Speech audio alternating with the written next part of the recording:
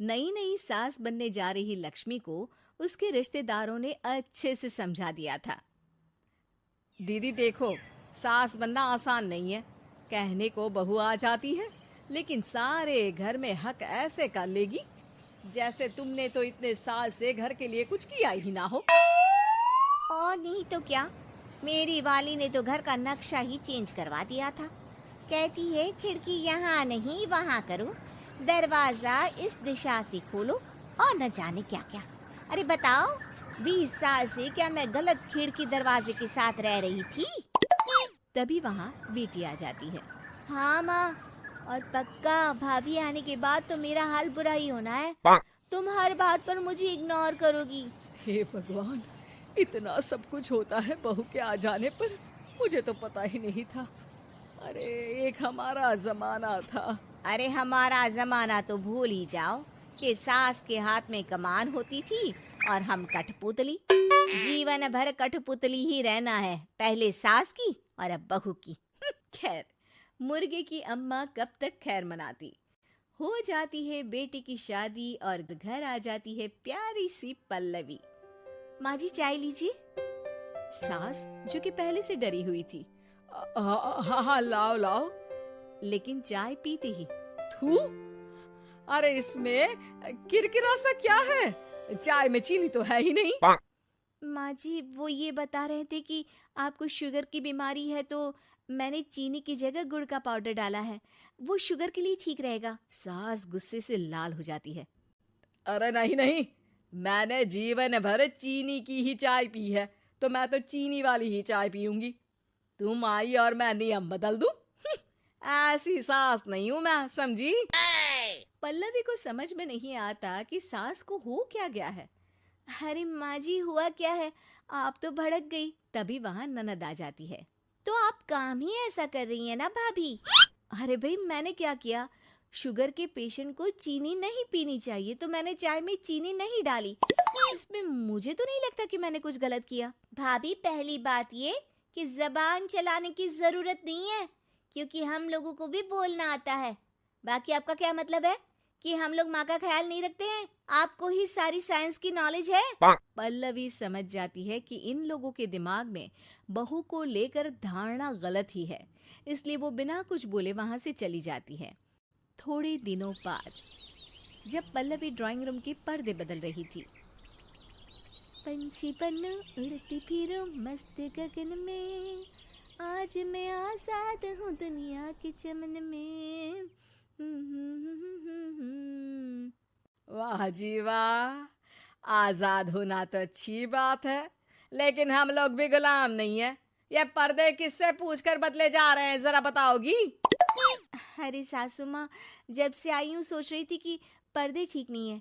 पता है पर्दे इतने हल्के हैं कि दिन में बाहर से पूरा घर दिखता है, लोग झांकते हुए रास्ते से निकलते हैं, ये मुझे अच्छा नहीं लगता है।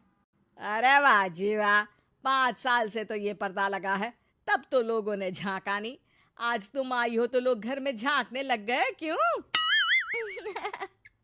अरे भाभी, आपको ये तो नहीं लगता कि आप हीरोइन जैसी दिखती हो या इतनी सुंदर हो कि लोग आपको झांक झांक कर देखते रहें? मैं भी रहती हूँ इस घर में, लेकिन मजाल है।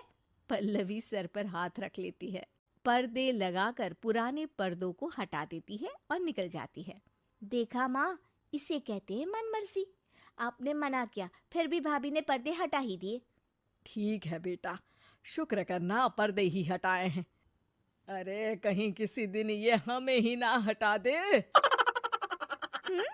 ऐसे कैसे हटा देंगी, हम क्या पर्दे हैं? दिन बीतते हैं और एक दिन सास और ननद वॉक पर निकली होती है कि पड़ोसन, क्या बात है, आजकल तो आप लोगों की कोई खोज खबर ही नहीं है।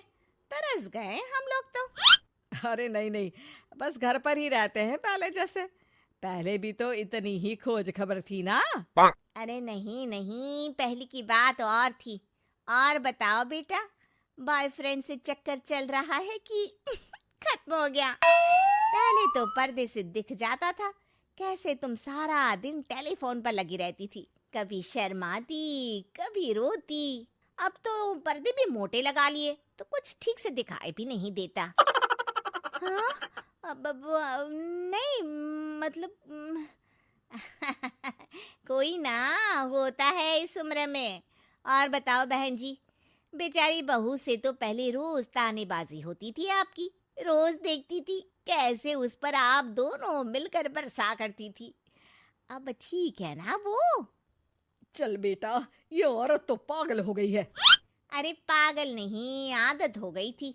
जब मन उबा तो आपकी खिड़की से झांक लिया करती थी, अब कुछ दिखाई नहीं देता तो। सास और ननद घर आती हैं, जहां बहू पर्दों को बदलने के लिए खड़ी होती है। अरे ये क्या कर रही हो? आपने ही कहा था ना पर्दे बदल देना। अब उस दिन तो उतारे थे, सोचा धो कर लगाऊंगी, आज सूख गए हैं तो लगा देती हूँ। तभी ननद चिल्लाती है, अरे नहीं नहीं भाभी, ठीक है, ये पर्दे रहने दो। वो पर्दे कम, सीसीटीवी ज्यादा थे पड़ोसियों के लिए। समझ में आ गया अब आपको? हाँ हाँ आ गया। अब जरा चाय तो बना कर ला दे। पल्लवी सास को चाय लाकर जैसे ही देती है, चाय पीकर सास झूमने लगती है और जमीन पर गिर जाती है। हाय रे भाभी, क्या मिलाकर पिला दिया माँ को, वो तो गिर ही गई। तभी बेटा डॉक्टर लेकर आता है। चेकअप के बाद डॉक्टर कहते हैं, ओ माय गॉड, इनका तो शुगर लेवल बहुत बढ़ गया है। क्या ये चीनी खाती है? हाँ डॉक्टर साहब, मैंने कई बार इनको चीनी की चाय और मीठा के लिए मना किया, लेकिन ये मानती ही नहीं। माँ को कुछ होगा तो नहीं ना? वो ठीक तो हो जाएंगी ना? अरे बहू की बात नहीं मानती तो क्या बेटी की भी नहीं मानती है ये? बेटा, आप नहीं रोकती अपनी माँ को चीनी की चाय और मीठा खाने से? बेटी क्या बोलती, उसे वो दिन याद आ जाते हैं जब उसने भाभी को इस बात के लिए भला बुरा सुनाया था। डॉक्टर के जाने के बाद, भाभी मुझे माफ कर दो, लोगों के कहने में आकर हम लोगों ने आपसे बहुत बुरा व्यवहार किया, जबकि ससुराल वालों को ये समझना चाहिए कि घर बहू का भी होता है।